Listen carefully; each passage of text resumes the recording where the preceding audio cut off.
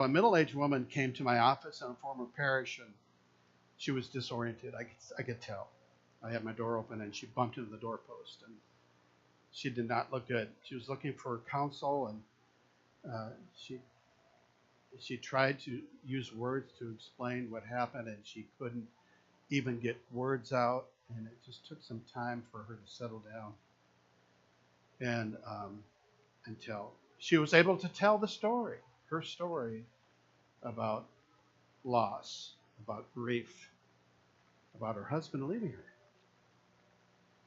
her. And as she talked, somehow the sanity returned, and she was herself.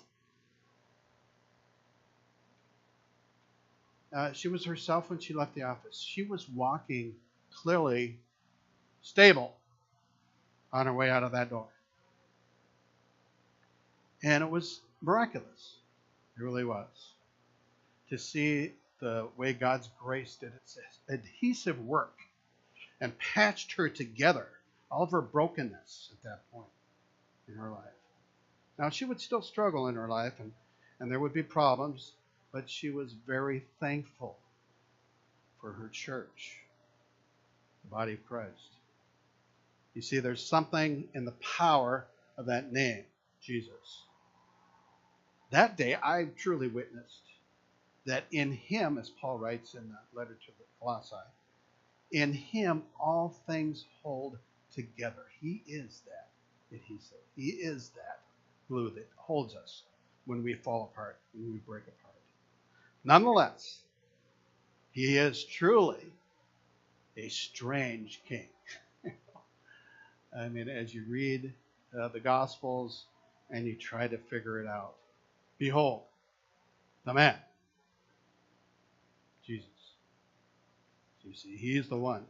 The prophets, declared this. I mean, Jeremiah and Isaiah in particular, but what they would look for in a king, certainly not one who would drive the people away. A shepherd doesn't do that. A shepherd tends to, cares for the sheep, but that's what had been happening. So that deals were made with other kings, and pretty soon they were exiled, taken away, destroyed their lives, their relationships, their families.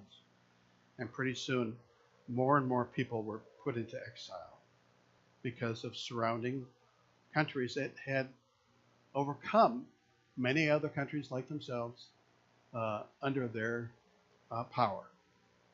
And they were taken away from their land, from everything. So what do they look for? This is why in Jeremiah, this is what they're looking for. I will place shepherds over them who will tend to them. They will no longer be afraid and terrified, nor will any be missing. He will be raised up from a righteous branch from King David,